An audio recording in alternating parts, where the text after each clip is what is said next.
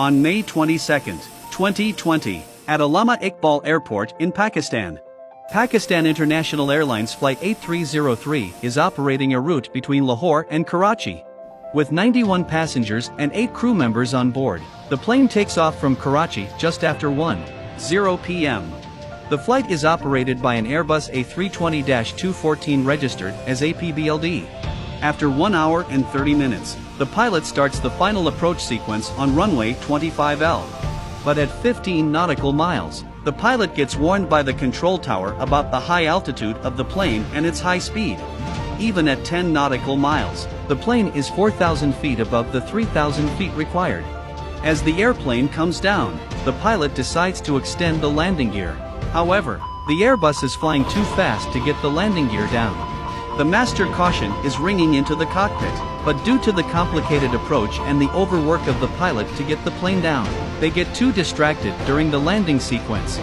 The control tower advised the pilot to make another approach, but the pilot refused and insisted on the fact that the ILS on runway 25L was established. So the controller gave clearance for the plane to land on runway 25L.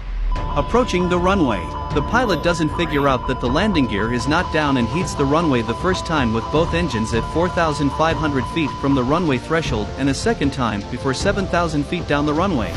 The pilot initiates the go-around after the first touch, the engine is spooling up after the second touch, and the Airbus initiates the climb. The pilot makes a left turn at 110 degrees and climbs to 3,000 feet as the tower gives the instruction. But the left engine started to smoke, and the right engine started to fail due to the leak of fluid coming out from the bottom of both engines because of the hard ground contact.